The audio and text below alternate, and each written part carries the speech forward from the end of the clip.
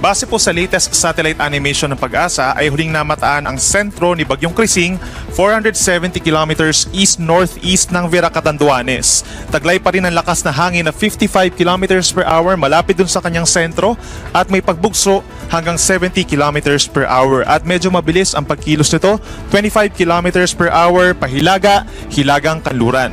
Base po sa ating latest satellite animation, nasa around 300 kilometers po yung radius o yung layo from the center nung kabuuan po ng bagyo. At kitang-kita din dito sa ating latest animation na parang nagko-consolidate po, no? Or nagkukumpulan na yung mga ulap dun sa paligid po nitong si Bagyong Krising. Affected po nitong bagyo ang silangang parte po ng Luzon and Visayas, habang natitirang bahagi ng bansa, kitang-kita rin dito sa ating latest animation yung makakapal na ulap associated naman po sa habagat or sa southwest monsoon na siya nagdadala rin po ng malalakas na mga pag-ulan even sa mga susunod na araw.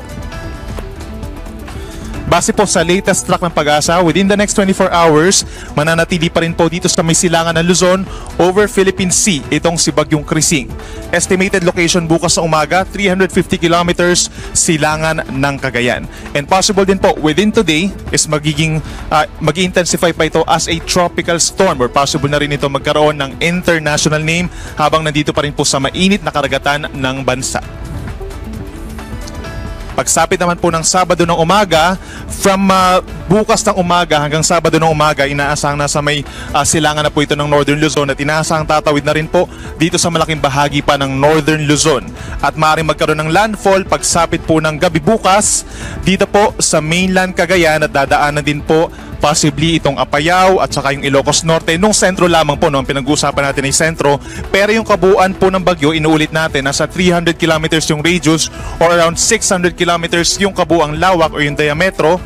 So ibig sabihin, maapektuhan din po yung kabuuan ng bagyo, itong bahagi pa po ng Catanduanes, then possibly dito rin po sa may Aurora at malaking bahagi pa po ng Northern Luzon sa susunod po na 2 hanggang 3 araw. And nakikita rin natin doon sa ating latest track na possible bago siya maglandfall or during the time na nagla-landfall or dumadaan ito sa ating kalupaan ay mag-intensify pa ito as a severe tropical storm o yung katamtaman lakas po ng bagyo at posible rin tayo magtaas pa ng mas mataas pa po na wind signals or babala po sa hangin. Number 2 kapag meron tayong tropical storm, up to number 3 naman kapag meron tayong severe tropical storm. And then inaasahan po natin pagsapit ng Linggo ng umaga ay nakatawid na ito dito sa may West Philippine Sea at nakalabas na ng Philippine Area of Responsibility. Morning po yan ng Sunday around 440 kilometers west ng Calayan, Cagayan at patungo na po dito sa may Southern China pagsapit ng early next week. Sa ngayon, ito na po yung mga lugar na merong storm or tropical cyclone wind signal number 1. Itong mga lugar po sa may hilaga at silangang parte po ng Luzon, kabilang ng Southern Batanes, buong Cagayan, kabilang ng Babuyan Island, signal number 1, Isabela, Quirino, northeastern portion of Nueva Vizcaya at hilagang bahagi ng Aurora, signal number 1. Meron din po tayong babala ng hangin bilang 1 dito po sa Apayao, Abra, Kalinga, Mountain Province, Ifugao, Ilocos Norte at dito na rin po sa hilagang bahagi pa ng Ilocos Sur at maging dito rin po sa northern and eastern portions of Catanduanes na hagip po siya nung kabuuan ng Bagyong Krising. So ibig sabihin po, simula po mamaya hanggang bukas, posible ang malalakas na hangin dito sa mga nabanggit natin na lugar. And then, tulad nung nabanggit ko kanina, once na mag-intensify pa as a tropical storm itong si Bagyong Krising, within the next 24 hours, posible tayo magtaas ng wind signal number 2 dito po sa mga areas natin sa may Northern Luzon. Worst case scenario up to signal number 3 the moment na magkaroon tayo ng intensification pa as a severe tropical storm itong si Bagyong Krising. Ito naman po yung mga naobserbahan nating mga pag-ulan sa nakalipas po na 24 oras. Simula po kahapon ng umaga hanggang ngayong umaga. Yung mapapansin natin ng mga kulay, yung kulay orange at saka po kulay dilaw, associated yan sa mga light to moderate rains in the last 24 hours. Yung ating mga light blue na kulay, associated naman po yan sa mga light rains. So kitang-kita, halos buong bansa po nagkaroon ng mga pag-ulan.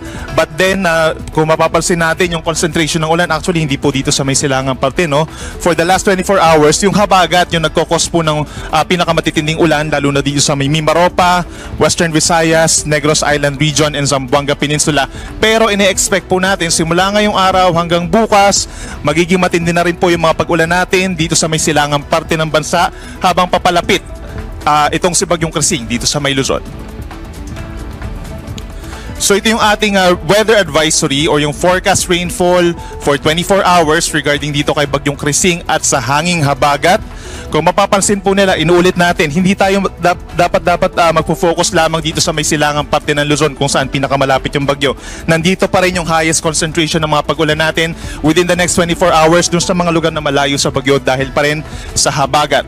Pinakamalalakas sa mga pag-ulan natin sa may Occidental Mindoro at dito rin po sa lalawigan ng Antique, possible yung over 200 millimeters na dami ng ulan. Considered po siya as intense to torrential rains kung pag-uusapan po natin ng 24 oras. Equivalent po siya sa minimum of 16 timba. 16 na timbang tubig na standard po ang size per square meter. Ibinuhos po doon sa isang square meter doon sa mga lalawigan na nabanggit natin sa Occidental Mindoro and Antique hanggang bukas ng tanghali. Simula naman ngayong tanghali hanggang bukas ng tanghali, possible po yung 8 to 16 buckets of water per square meter doon sa mga kulay orange naman po na probinsya. Kabilang na dyan yung Camarines Norte, Camarines Sur, and Catanduanes. Kung pag-uusapan natin ay dahil sa Bagyong Krising at yung habagat din, nagkukos din ng ganun karaming ulan sa may Palawan, dito rin sa Iloilo, Guimaras, Negros Occidental. At yung kulay dilaw naman po, ito yung babala na around 50 to 100 millimeters na dami ng ulan. Equivalent po yan sa 4 hanggang 8 timbang tubig per square meter dito sa mga kulay dilaw na probinsya. Kabilang na ang Cagayan, Isabela, Quirino, pababa ng Aurora, Quezon, Albay, Sorsogon, Masbate, Biliran, Northern Samar, and Eastern Samar. Yan po ay dahil kay Bagyong Krising. At dito naman sa kaliwang parte, dahil sa habagat, itong Zambales, Bataan, Metro Manila, possible po lalo na mamayang gabi hanggang bukas ng madaling araw, Cavite, Batangas, Oriental Mindoro, Marinduque, Romblon, Aklan, Capiz, Negros Oriental, Cebu, Siquijor, hanggang dito po sa may Lanao del Norte, Lanao del Sur, and Zamboanga del Norte. Siguro magtataka-ibang tao, baka nandito na yung bagyo. Wala po, ito po ay dahil sa habagat na pinalalakas, unti-unting pinalalakas po itong si Bagyong Krising. Mga kababayan, huwag nyo nang hanapin ang mga pulis sa presinto sapagkat kami ay nasa inyo ng mga telepono. Dial 911, darating kami sa loob ng 5 minuto.